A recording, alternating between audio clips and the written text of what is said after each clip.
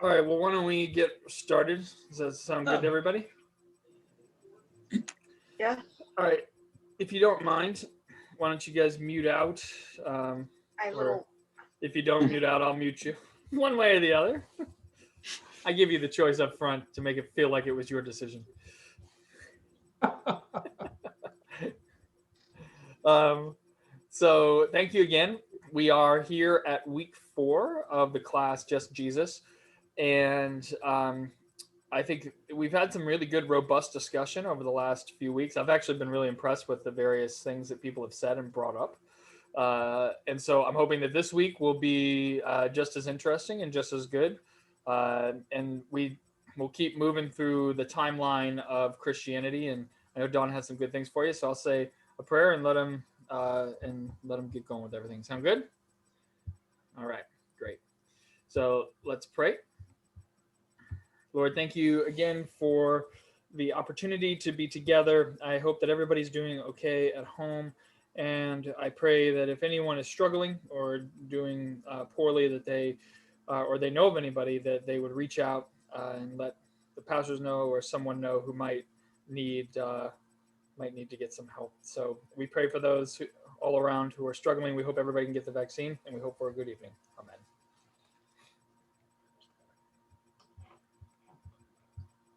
I got the vaccine this afternoon. Oh, good job. Well, that's great. Is it time?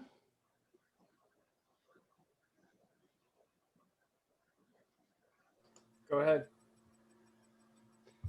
All right, the church in the 4th century, we're jumping ahead a little bit, but the 4th century is incredibly important for Christianity.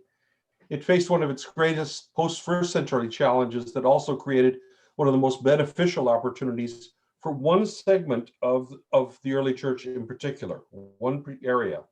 Although originally embedded in Judaism, the church would overstay its welcome in the latter half of the 1st century by demanding acknowledgement from traditional Judaism.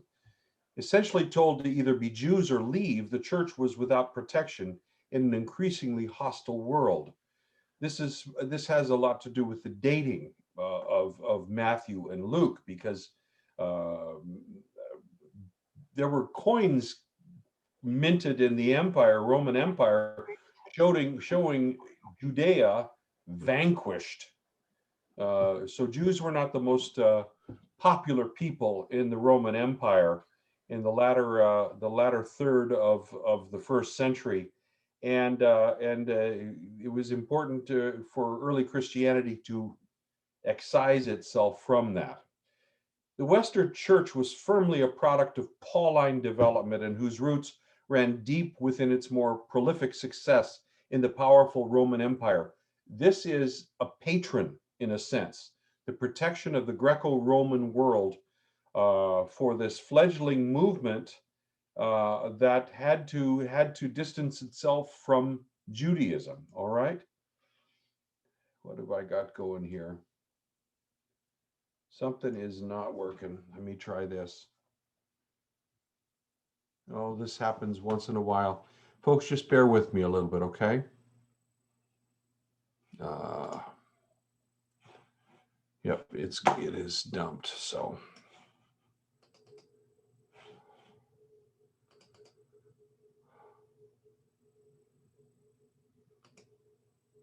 Yep, it's gone for a second. I'm gonna have to do something quick, so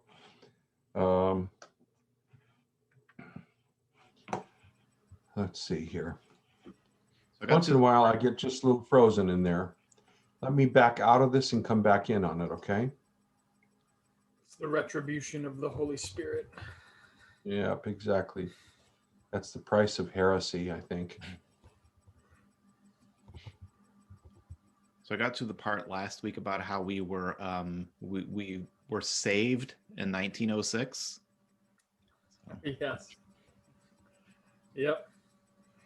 Well, unfortunately, everybody before that wasn't saved, so it's pretty bleak up in heaven. Okay, is this showing? Yes, it is. Okay. All right. Hopefully this is going to advance. Okay, recognizing the hand that feeds you, first century contributors to the canon, the writers, would blatantly distance themselves from Judaism. Jews being the bad guys in the rebellions in Roman Judea that led to the destruction of Jerusalem and the temple in 70. No small thing. The brutality of Roman occupation in Judea beginning in 50 BCE is completely absent in all canonical writings. Pontius Pilate, Roman governor of the Judea province, 26 through 36, 10 years, was removed from his post for his violent and contemptuous treatment of the Jewish population under his control. He was a vicious, vicious man. Pilate is portrayed in all four Gospels as being a reasonable man thrust into an impossible predicament by the Jewish leaders, all of whom are themselves described with language that better suited the real Pontius Pilate. All right, it has been reworked. The figure of the true enemy of Rome, the insurrectionist, rioter, and murderer, most likely of Roman soldiers, with the unusual name of Barabbas, plays strongly in all four Gospels. Barabbas is the way we would pronounce it. Barabbas in Hebrew means literally son of the Father, a name also related to Jesus, is it not? Where does this person come into it? Mark 14. The high priest asked him, "Are you the Messiah?" "I am," said Jesus. "You will see the Son of Man at the right hand of the Mighty One and coming out of the clouds of heaven." The high priest tore his clothes and he said, "Do we need more witnesses? You have heard the blasphemy. What do you think?" They all condemned Jesus as worthy of death. Then some began to spit at him and strike him with their fists, and the guards took their turns beating him as well. Mark 15. Jesus was bound and handed over to Pilate. "Are you the king of the Jews?" asked Pilate. "You have said so," Jesus replied. Pilate answered, "Do you see all that they are accusing you of?" He's being very reasonable. Jesus still made no reply, and Pilate was amazed. It was the custom to release a prisoner whom the people requested. A man called Barabbas was an insurrectionist murderer in prison. "Do you want me to free the king of the Jews?" asked Pilate, knowing Jesus was before him by the chief priest's self-interest. Exactly. All of this is taking place inside of these Gospels. The chief priests urged the crowd to demand the release of Barabbas. Pilate asked, "What shall I do with the one you call the king of the Jews?" "Crucify him," they shouted. "Why? What crime has he committed?" asked a very reasonable Pilate. But they shouted all the louder, "Crucifying." Wanting to satisfy the crowd, Pilate released Barabbas to them. In Mark, Pilate asked Jesus reasoned questions, but must concede to tradition with a prisoner exchange of a true enemy of Rome for Jesus.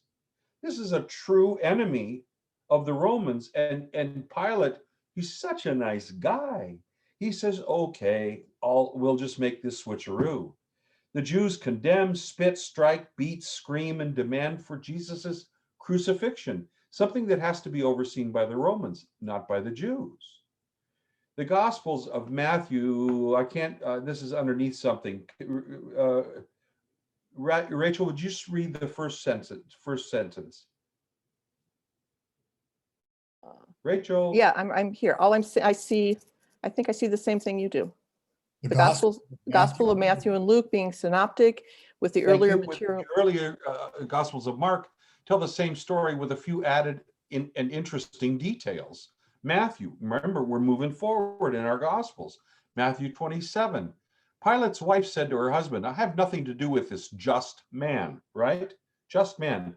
"For I have suffered greatly today in a dream because of him." Pilate asked the crowd, "Who do you want me to release?" And they said, "Barabbas." "What shall I do with this Jesus?" he asked. And they shouted, "Crucify him." Pilate asked, "What evil has he done?" Again they shouted, "Crucify him." Pilate took water and washed his hands before them all, saying, "I'm innocent of the blood of this just man." And all the people answered, "His blood be on us and on our children." Okay, it sounds like a great and exciting story, but what is happening here?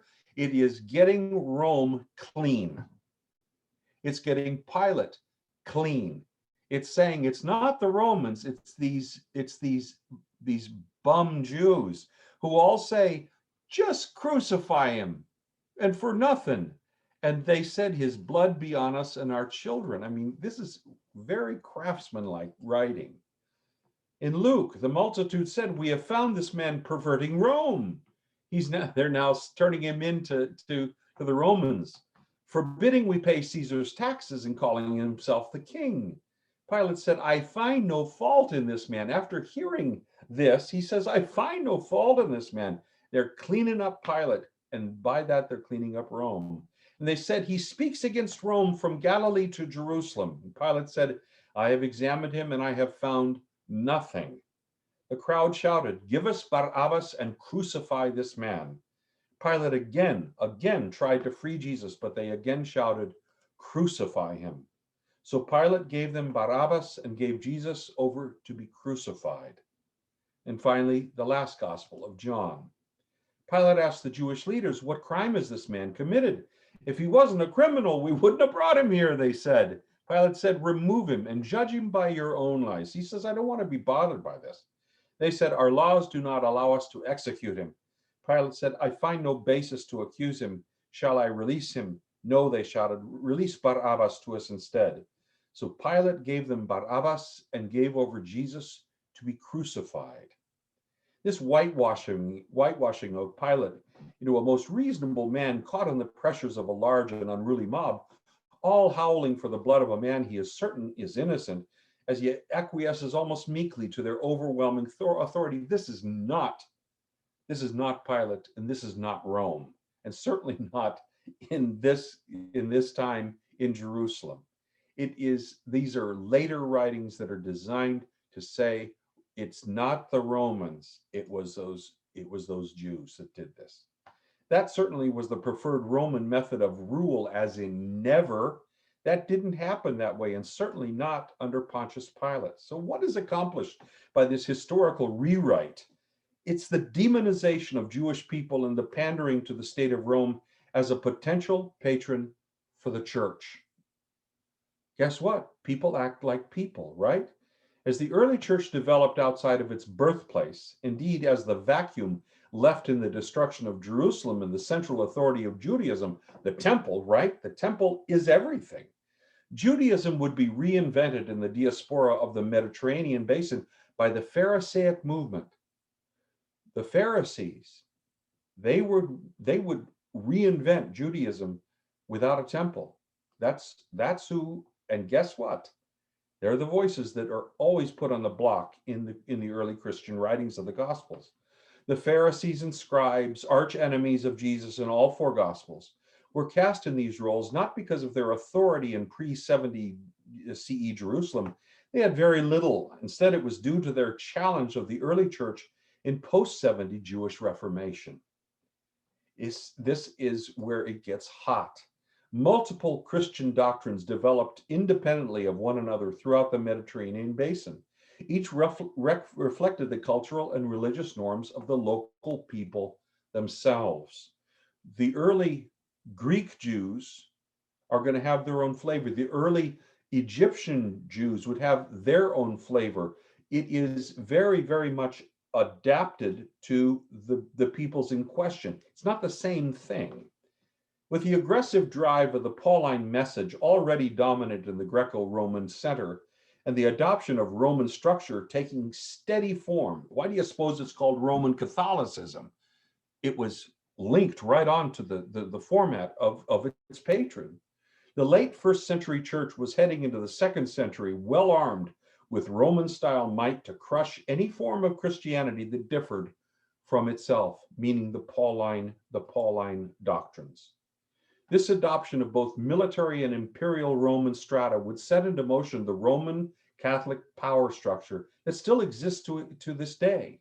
This is all very real. This was both the military and the social strata structure of ancient Rome, of imperial Rome. All right, you can see that there's a head guy, and then there's the bottom of the barrel. And this is what was adopted and what we have today. This is how this works. They're in exactly the same line with it. all right? It is a hierarchy. Why do you think the cardinals are called the princes of the church?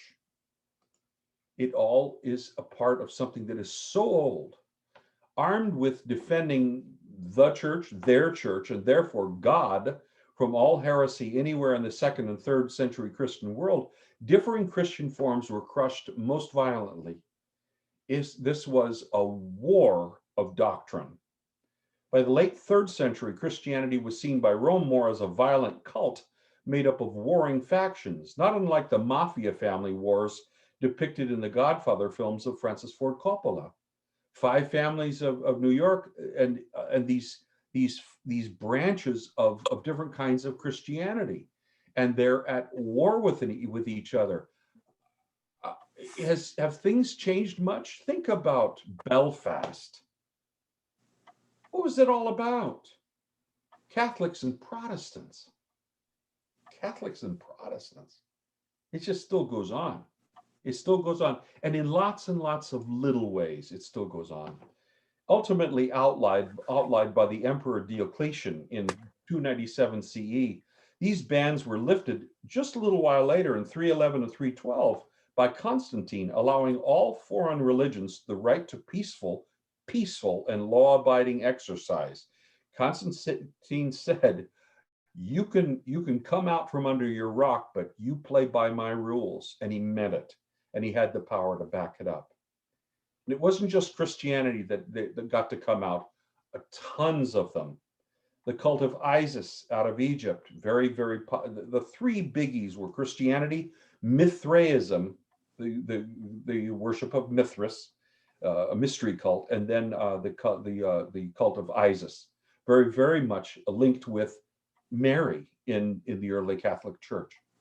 In 325 CE, the Emperor Constantine ordered the church to codify the mountain of existing and mostly differing writings, the source of most of the remaining contention.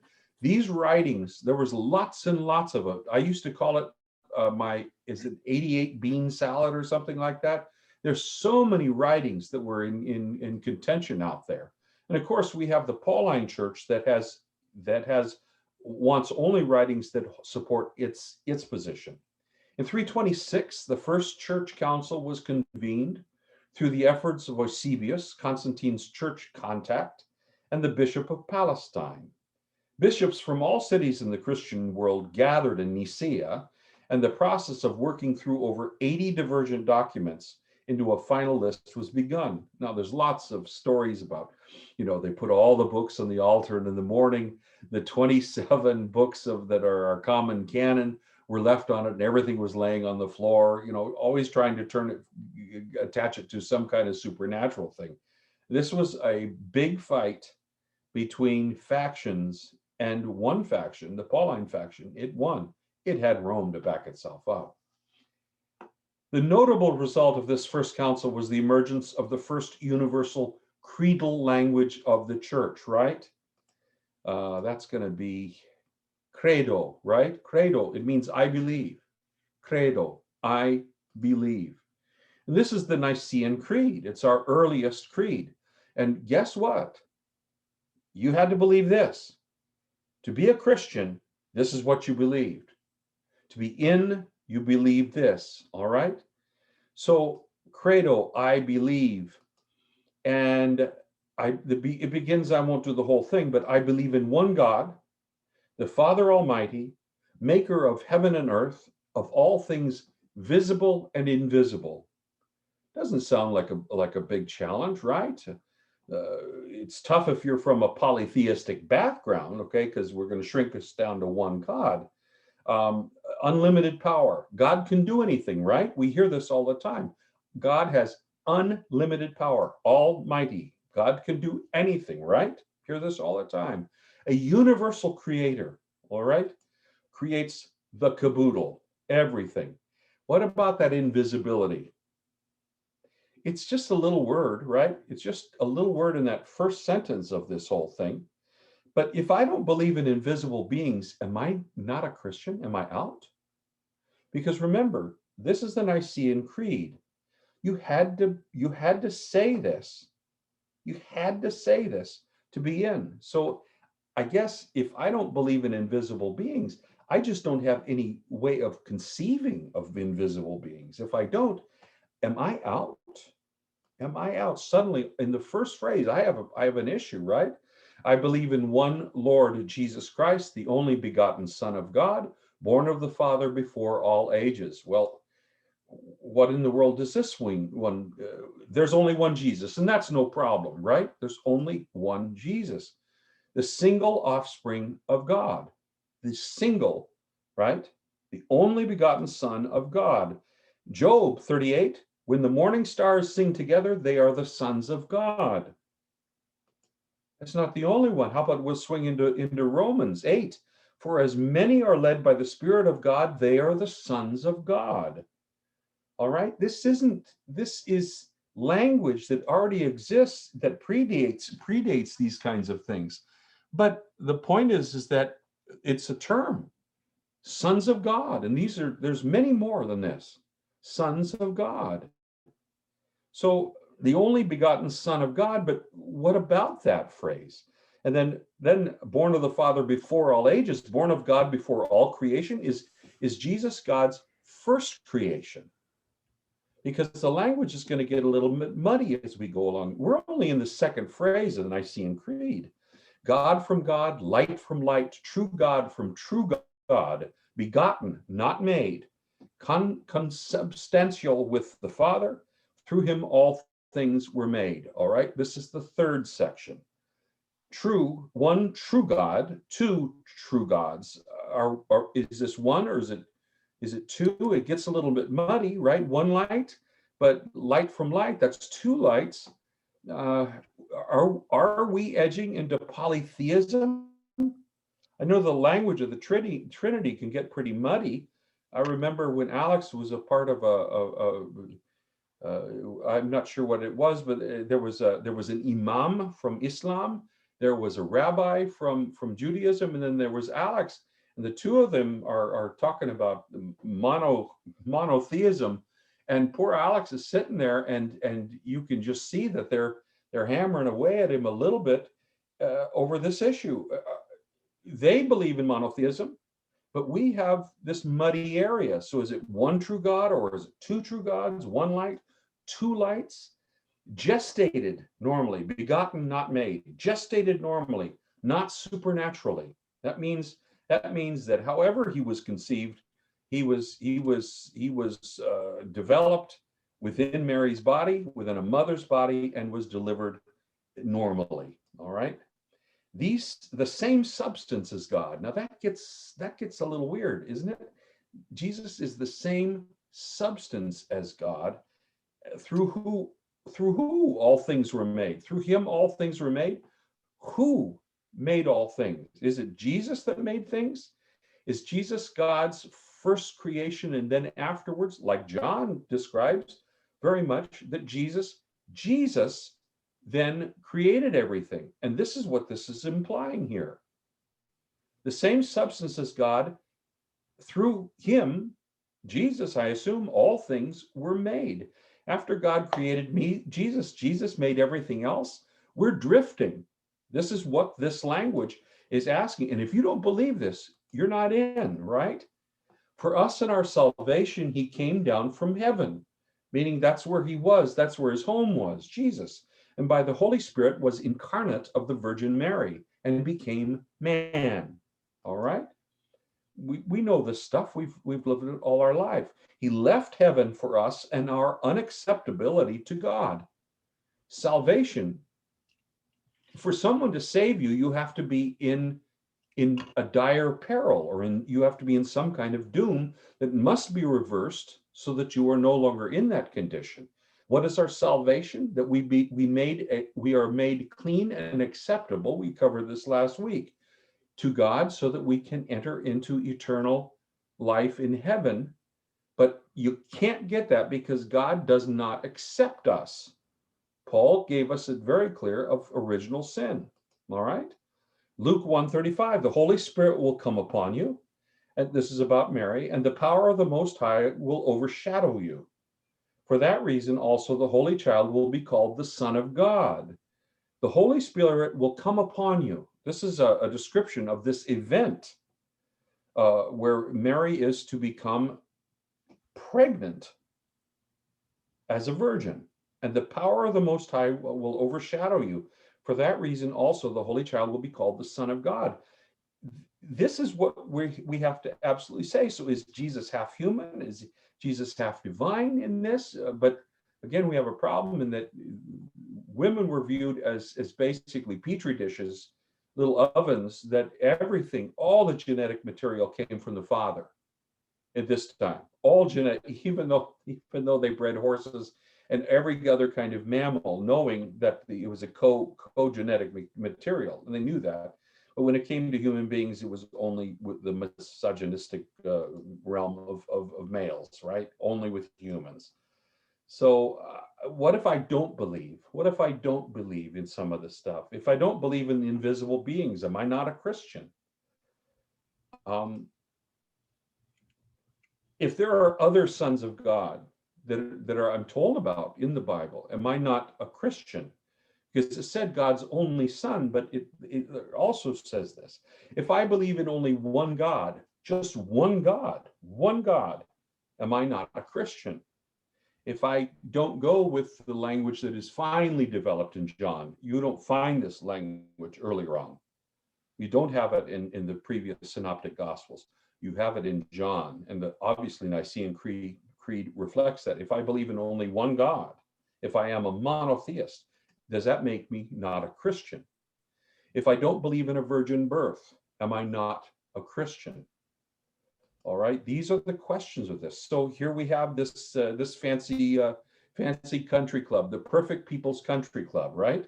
On the outside are these little plaques, right, of who can't be in, who's outside, right? No Jews allowed, no blacks allowed, no women allowed, no poor allowed, no sick allowed, no differences ever allowed. Didn't have room for the rest of the no allows, no brown people of any kind, on and on, all the plaques of who can't come into the Perfect People's Country Club. Members must at all times agree with everything the club founders believed, right? And failure to comply might result in expulsion or even death. All right.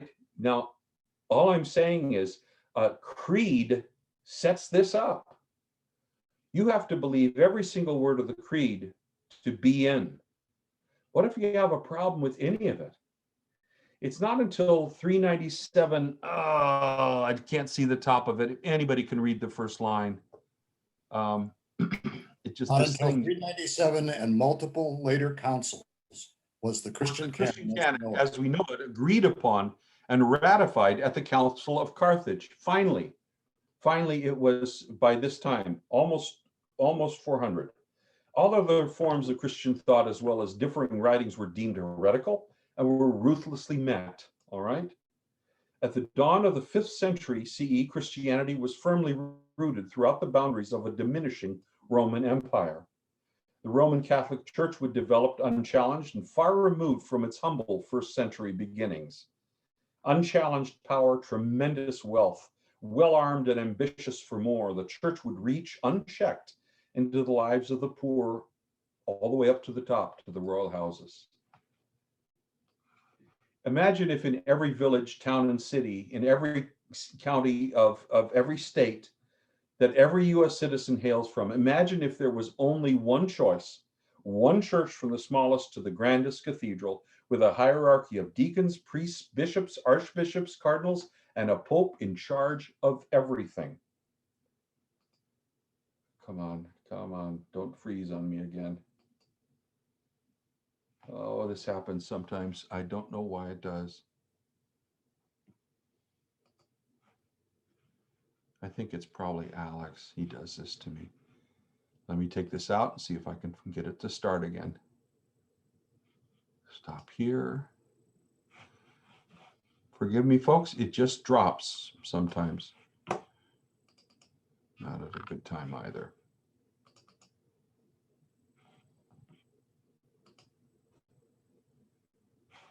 Still not working. I gotta drop this.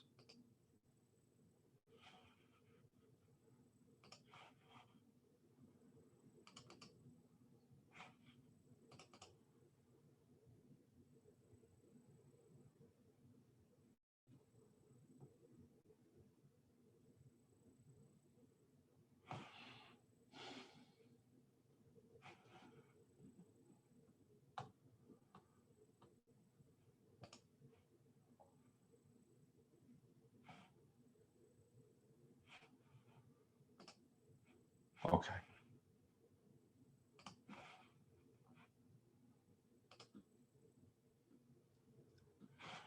All right, this should work.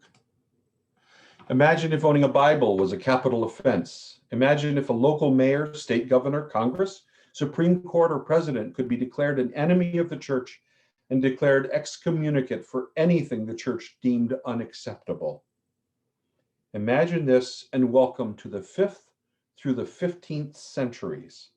It's a long time, a very, very long time. So plowshares into swords, pruning hooks into spears. It's going backwards. Papal armies, public executions. It's hard to imagine just Jesus in all of that, right? Love your neighbor and your enemy. Wow. Give up your coat and your shirt also. Where is this? Turn the other cheek. Walk an extra mile. Where is this language? By the 13th century, church authority and power was on a par with the royal houses of Europe, sometimes exceeding them. Fully exempt from the civil courts of the crown, no member of the clergy could be detained upon charge of any crime committed. Ecclesiastical courts were a refuge for the accused, with reassignment generally being the harshest punishment. Sounds familiar, doesn't it? Efforts to ignore this were often met with excommunication of the civil authority, along with the denial of all sacred rights of the population in service of that authority. This was a stranglehold upon the very salvation of the common people. If your Count so-and-so was excommunicated by the Catholic Church, you couldn't take the Eucharist, you couldn't receive final unction for death. I mean, you were lost. You did not get to go to heaven. By the 13th century, church authority and power was on a par. Oh, did I do this twice? I must have. Sorry. I'm having a hard time. Henry II, King of England, Count of Anjou, Duke of both Normandy and through his marriage to Eleanor, Aquitaine, was the single most powerful man in Christian Europe. All of this while the church acquired lands and estates in all of his domains at a steady and rapid rate, due largely to the guarantee of heaven over hell for the low price of bequeathed lands after the death of the landowner. The church and wealth, right? Wasn't there something about camels not fitting through, or something about needle size? Wasn't that a part of this language, right? Henry understood that in 5 years' time, there would be one dominant power in all of his lands and his kingdoms. And guess what? It wouldn't be him. This was getting critical. The church was so powerful throughout all of Christendom, and nobody could do anything about it. It would take another Henry, 300 years, another king of England, some 5 Henrys later, for the first crowned head of Europe to defy the authority of the church, seize all church-held lands and estates, expel all priests and prelates from his realms, and openly accept papal excommunication. It would take another 300 years. The roots of all of this were quite slow to develop, and many other issues drove this crisis into full fruition. I guess you can tell where we're heading next week. The abuse of power by the church was endured for centuries because the authority of the church was so far-reaching, and it was absolute. Absolute power corrupts absolutely.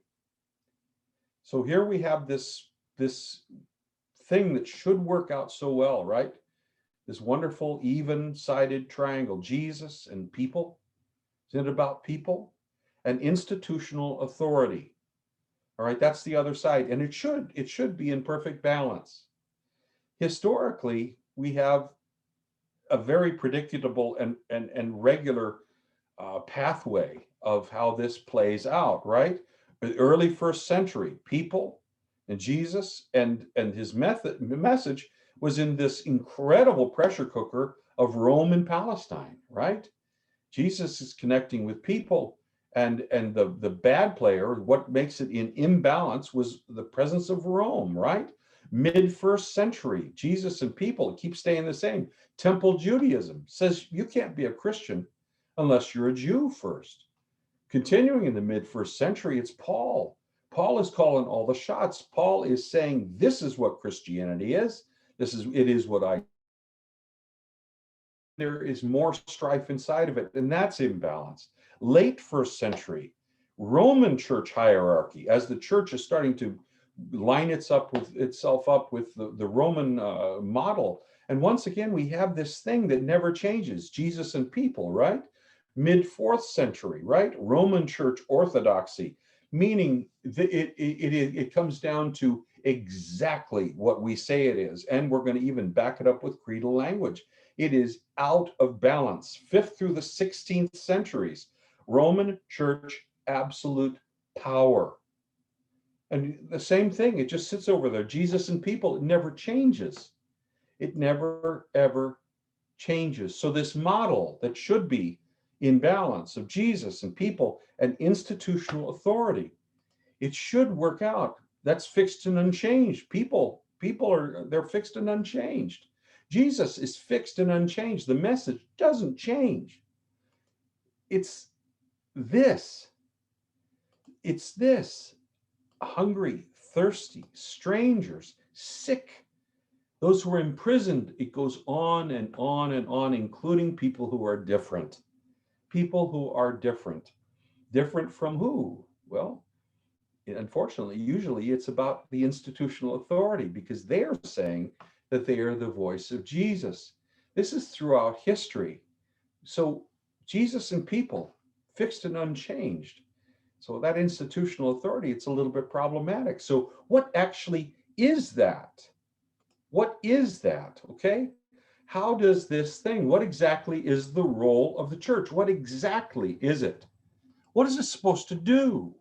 Name me 3 absolute responsibilities of the church. What's the church supposed to do? Remember, it's this perfect triangle of balance, right? And we have history. Historically, how is the church done in all of this? How has that played out? And what does the future look like if we're going to ever get some kind of balance in place? There you have it.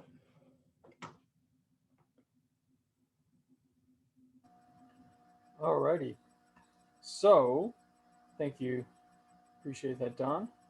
Um, so for us now, what we're gonna do is I'm gonna send you into breakout rooms, and the question that I want you to talk about with your groups is going to be in your chat right here, which is, there is the Jesus of the New Testament and the Jesus promoted by the traditions of the church. In your opinion, in what ways has the church diverged from Jesus of the New Testament? So we just heard ways that the church shifted and changed over time. I'm interested to know your opinions on how the church, and it can be at any point in time. It doesn't have to be specific to when Don talked about it, but I'm interested to know if you think that the church has diverged. No, it can be, so Kurt asked, it can be at any time. So I'm interested to know your perspectives on that now or in the past. So give me a second here. I'm going to put you all into breakout rooms. Let's see. Like that. And let's see. I'll give you 10 minutes. All right. I will see you guys in a little bit.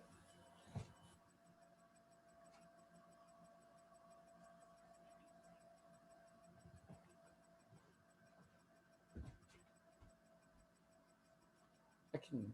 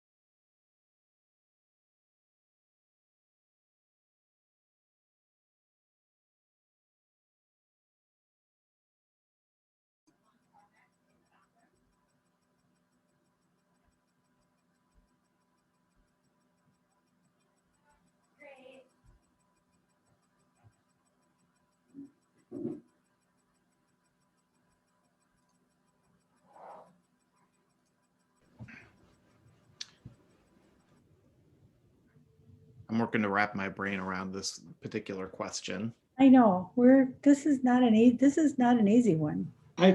It's something I think is a big question today, because that's why was he talking about, like, like one thing we've studied is the Reformation, where you saw the institution got away from Jesus, and there was the Reformation.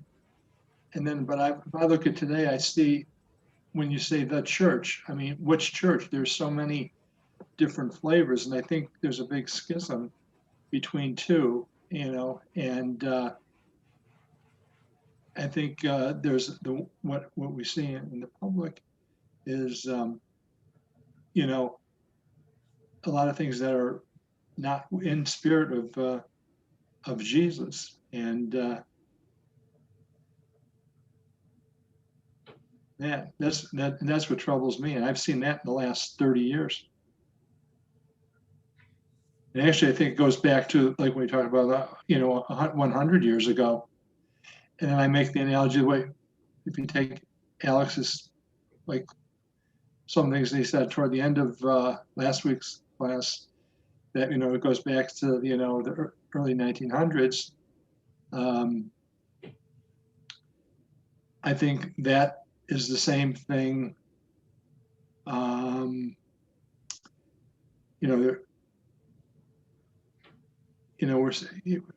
Where certain people a certain way of decided they're the church.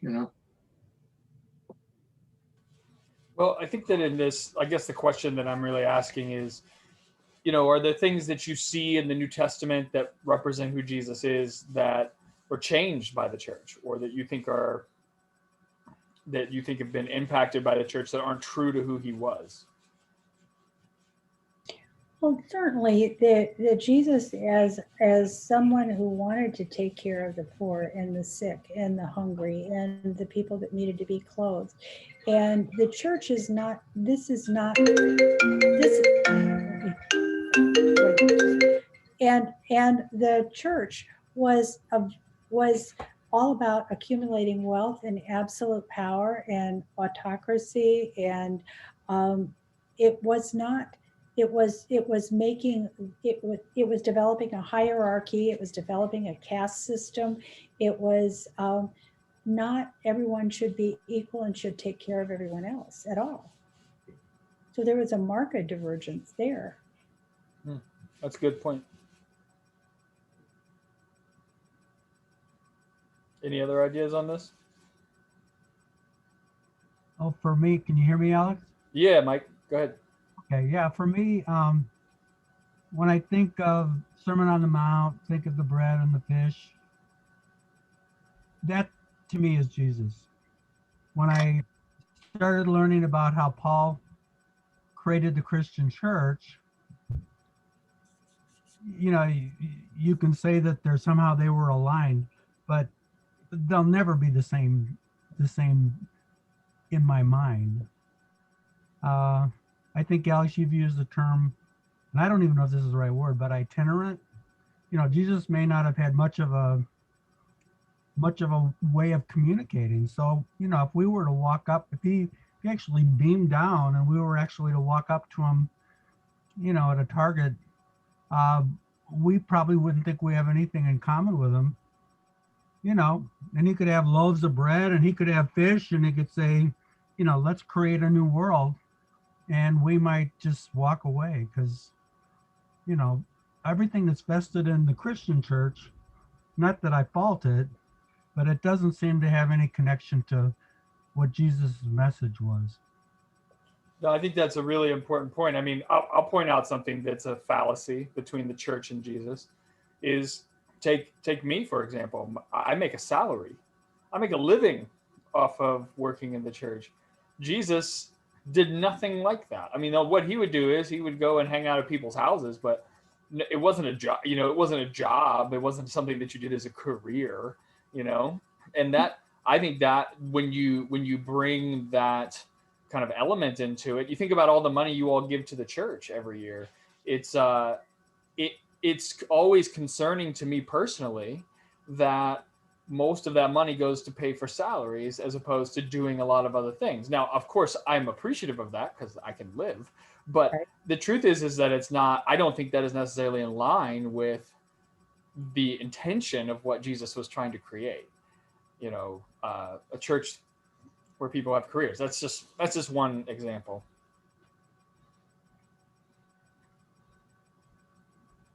It feels Yeah. like Oh, Go ahead, go ahead. Mike. Joe. No, go ahead.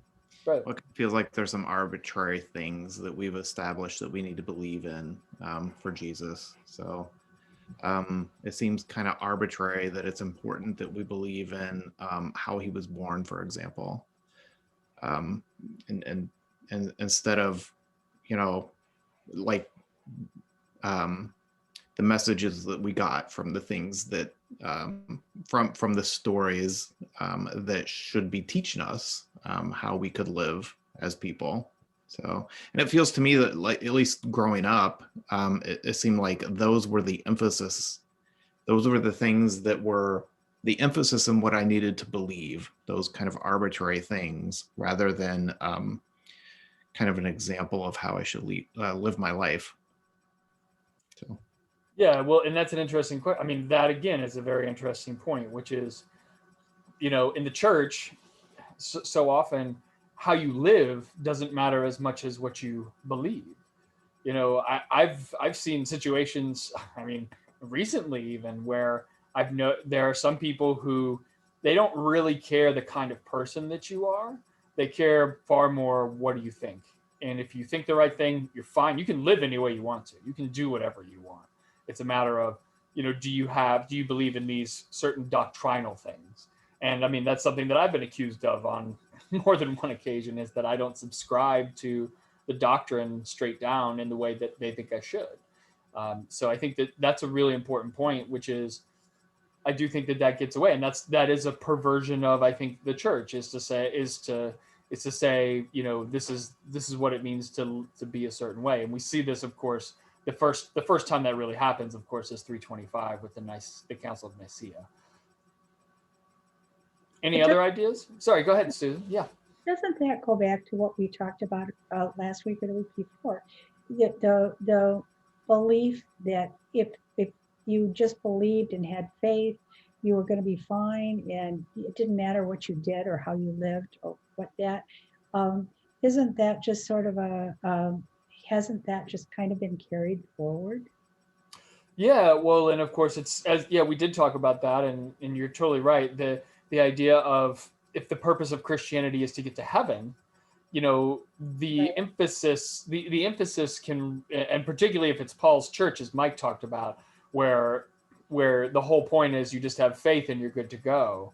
That's a very different kind of way of thinking about it, and of course, different churches have different emphases of what they want to emphasize about who Jesus is. But you're totally right, Susan.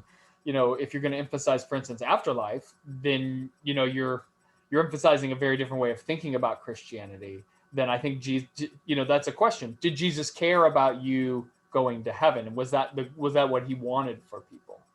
Right. And the other thing that I wondered, Jesus was an itinerant preacher. He didn't have a whole lot of, he didn't have a salary or anything like that.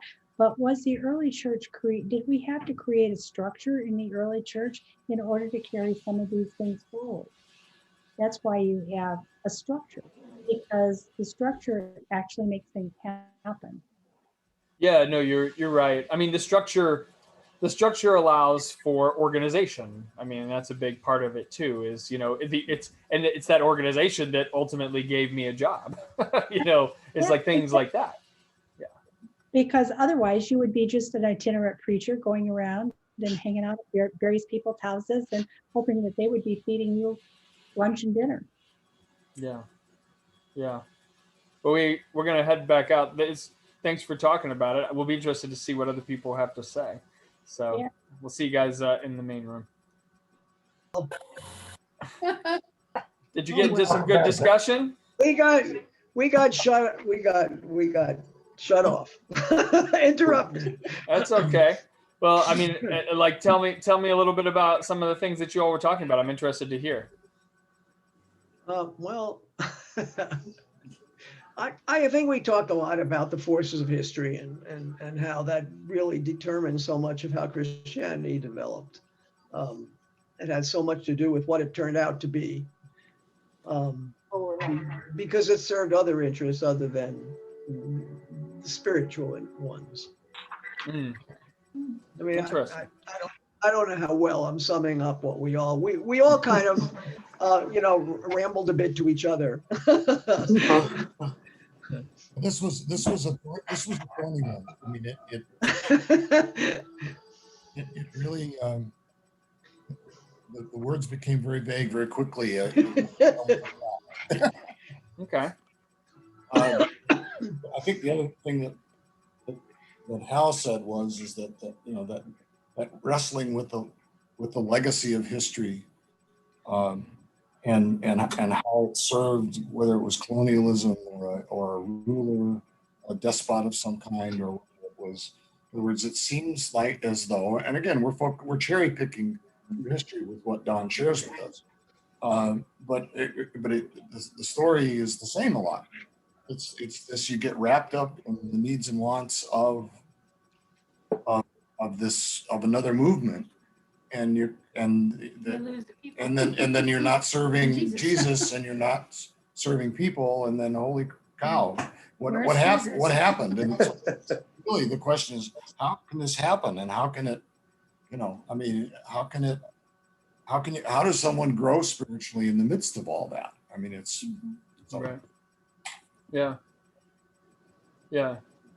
Well, one of the things I was trying, with only limited success, in doing a lot of rambling in our group, pointing out the initial division between faith and works, plus the growth imperative that an organization tends to have. Growth imperative usually follows the power. So you take this division between faith and works, which is from the beginning, from Paul, at least, and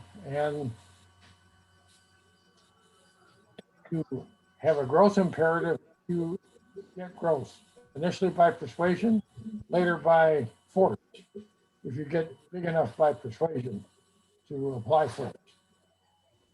Okay. Yeah. I mean, one of the things that we talked about in our group, and I mentioned this as kind of a divergence, is I said, when you're talking about the church, one of the things that I think doesn't add up in the church is my job, honestly. Like the fact that I make a salary off of being a pastor. Would Jesus have ever done that? Would he have was it, the way that he operated was he went from house to house, walking around. He'd be like, "Hey, I'm coming to your house to eat tonight. Jody and Frank, I'm hanging out at your place tonight." Like, Not a chance. You come over. Now I can say that I greatly appreciate, and I told them, I said, one of the things that I struggle with is that 60% of the money that is given to the church every year goes to salaries, when in my, and I very much appreciate it, don't get me wrong, like I wouldn't have a job otherwise, but the fact is that there's a part of me that really feels torn about that, because I don't think that is necessarily in sync with what Jesus's intentions were for his movement. And so that's an example of a divergence that we have taken in the church that I think, unfortunately, and it depends on how you look at it. Some people would say, well, we like what you do, and so we're happy to pay you to do those things. But again, you are donating to a church community. And so the question is, what would Jesus intend with that money? And I think that's a hard thing. I think that's hard. It's a challenging thing that I struggle with personally a lot. And so, and you all are talking, and we also got into the idea of faith versus, what's the point of the church? Is the point to go to heaven? Is the point to live it out? These are other things. What were some other things that you all spoke about?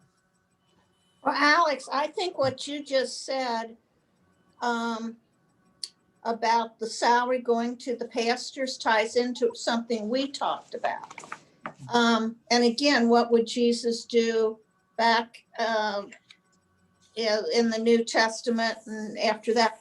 The pastors are the people high in the church probably weren't paid.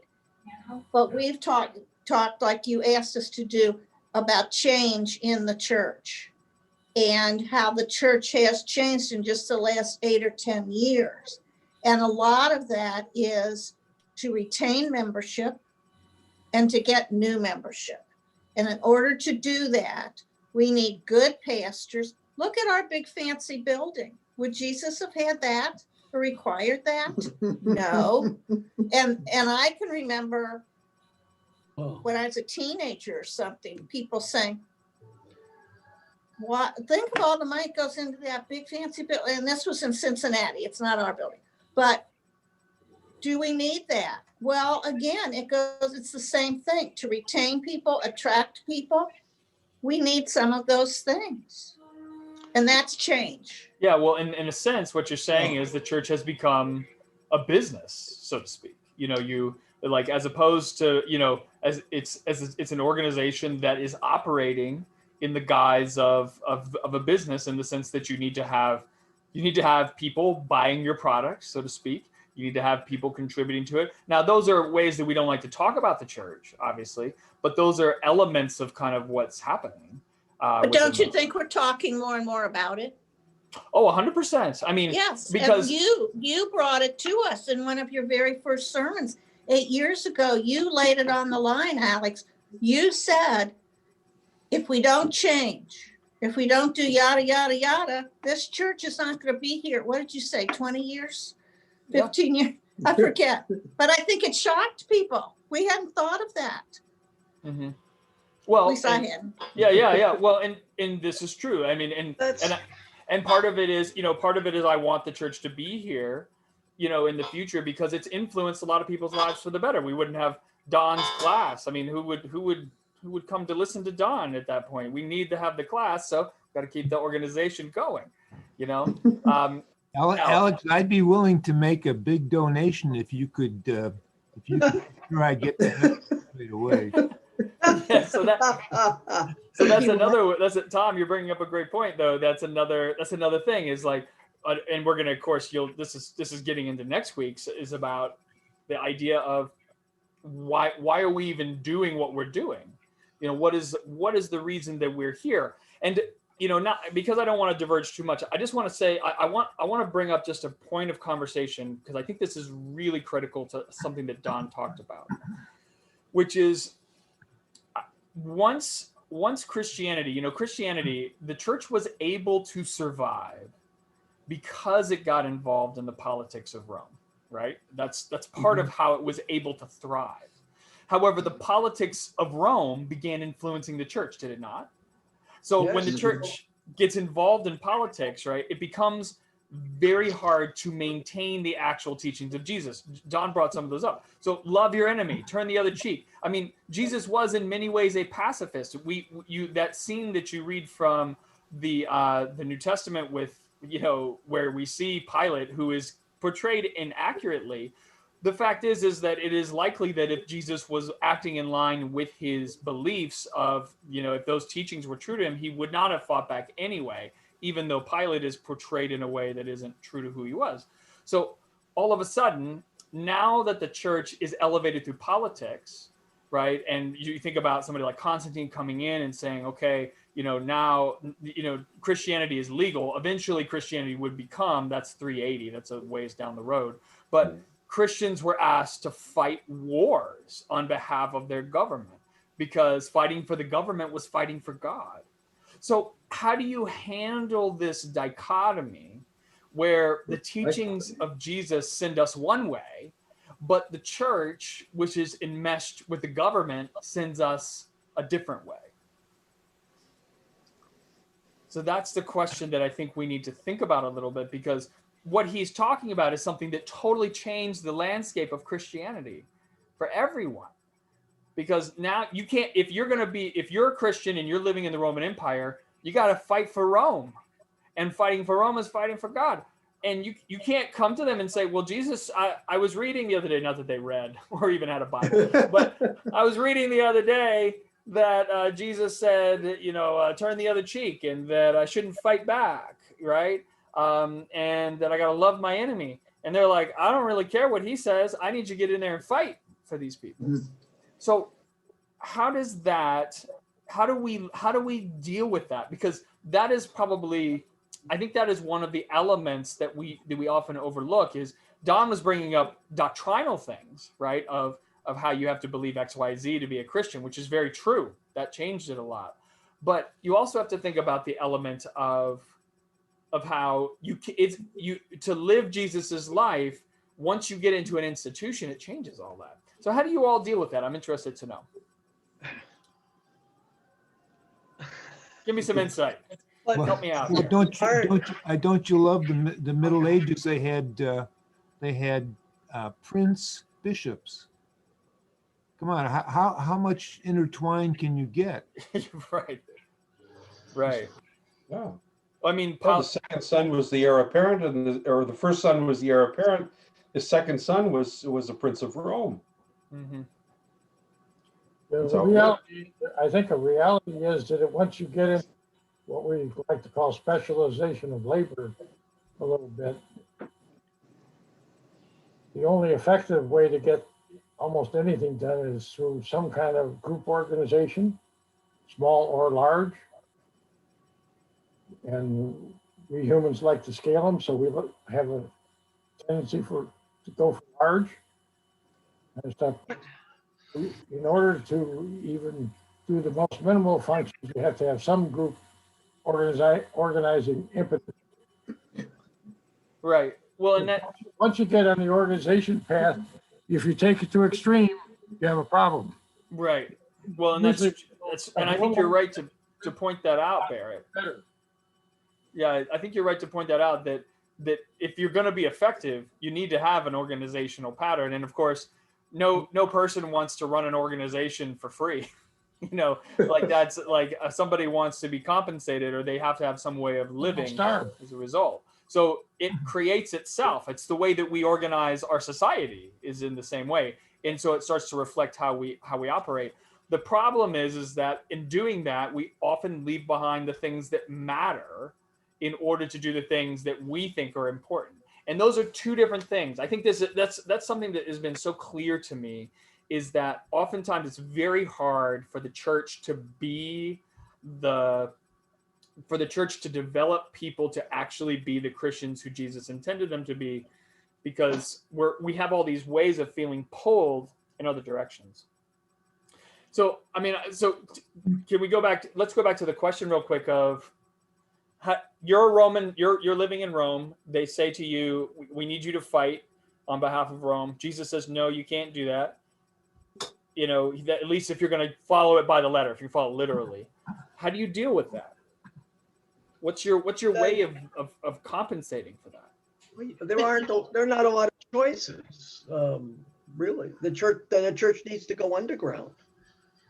The church needs to bolt and go in a different direction, because the co-option, the power of co-option by power structure is going to overwhelm it. So how does it not do it? It has to become revolutionary. But then once you do that, you lose all your access to power. Yes, that's right. So I think there's a conundrum here. The simplest thing is to be in control of the information that says, well, Jesus says I'm not supposed to do that. And that's what we were if nobody is going to be able to read that, then they're not going to have a problem with that. Right. And that's what our group was saying is, back then, nobody had a Bible. They weren't literate. They didn't read. So they couldn't say, well, I was just reading this the other day and that's not what it told me. They had to go by what they were told it said. Capital offense to own a Bible. Yeah. Oh, and I the think priest told you what to read.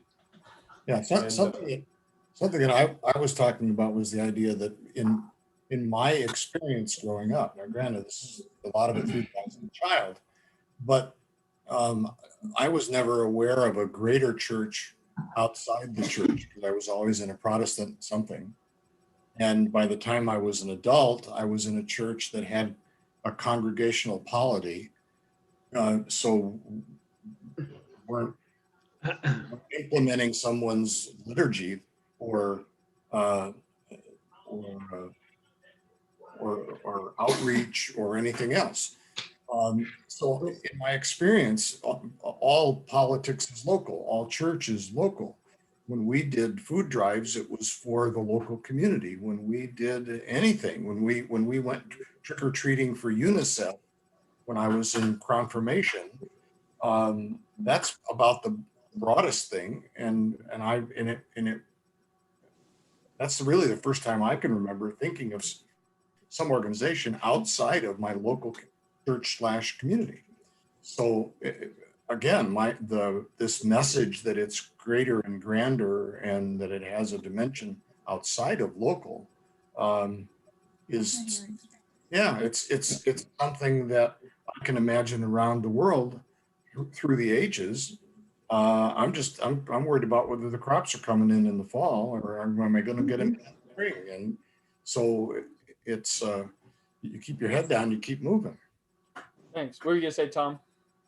Yeah, in our group, I made a comment that we were talking about the church and the organization of the church and the structure of the church, et cetera.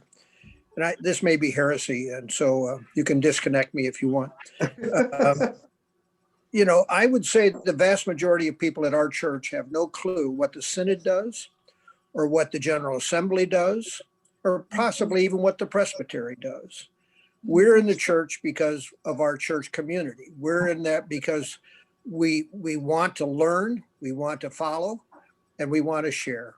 And the church, in the Presbyterian church, from my perspective, and I've always been in the Presbyterian church, it's a local, I'm going back to what you just said, it's a local thing, and that's what it's about, as opposed to the Catholic Church, which from my understanding is quite different than that. So it sounds like what you all are saying is that the antidote and to a lot of this is to essentially have your individual church make decisions themselves that would controvert some of the problems that you run into, where the church has made, the larger church has made certain decisions that maybe aren't in line with what Jesus would want. And so if you have your local church and local church says, we don't see this aligning with the values of Jesus, we would go in a different direction. Is that a little bit what you guys are saying?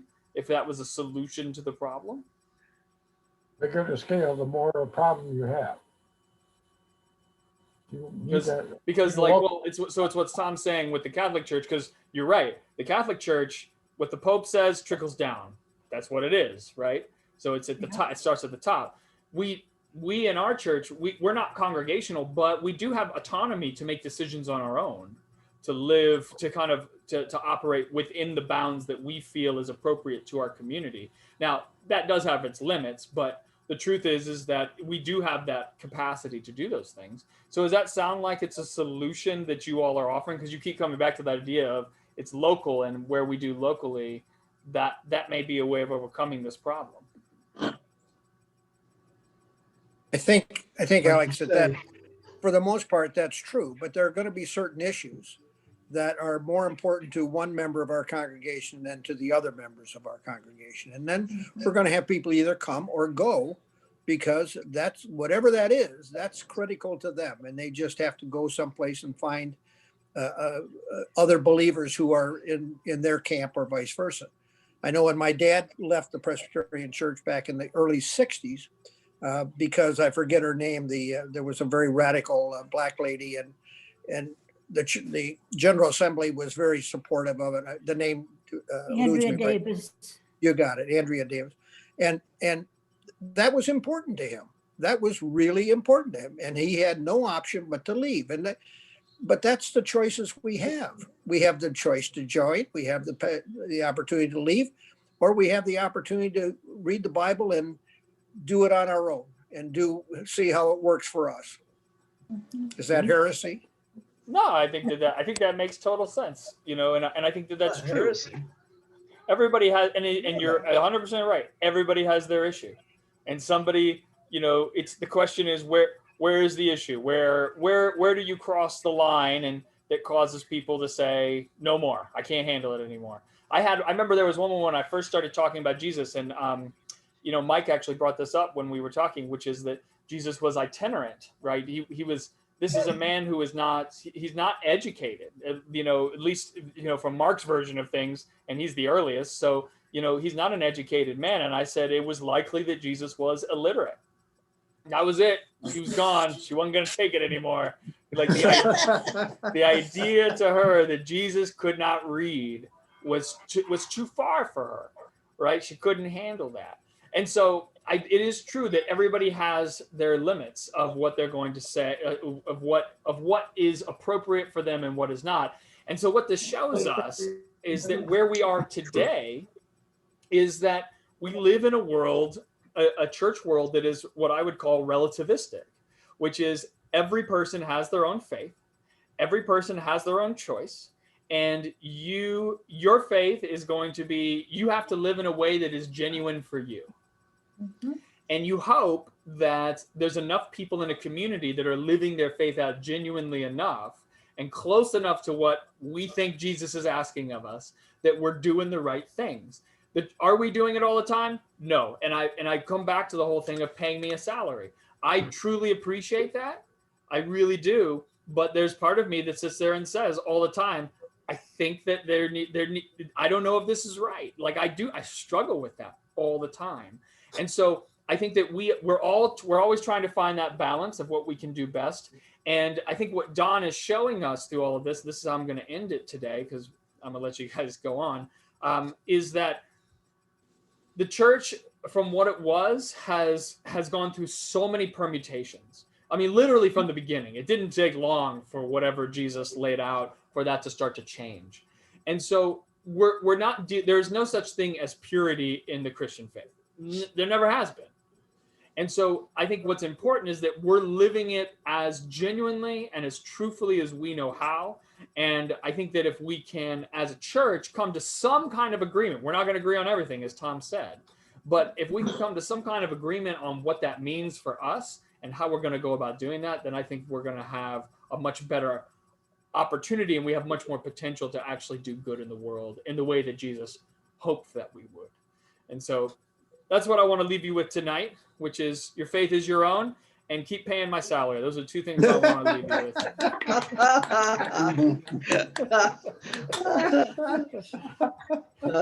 That's good. You have two little boys to support, Alex. That's true. I do. You gotta save for college. They would be quite upset if I lost my job over this. This goes viral all around. Everybody's like, he doesn't want a salary, everyone. All right, so I'm going to say a little prayer and then I'll let you guys go. So, Lord, thank you again for everything that Don did with all of his research and the time that he puts into it. And I hope that we can continue to have good conversations for our last two classes. And I hope that we will continue to try to figure out for ourselves who Jesus is for us and getting as close to Jesus as we possibly can. Amen. Thank you all very much. Thank you, Alan. All right. Hey, and actually, is Barrett, can you stay on? And Bill, can you stay on? Because we got to talk trustees for a minute. Oh.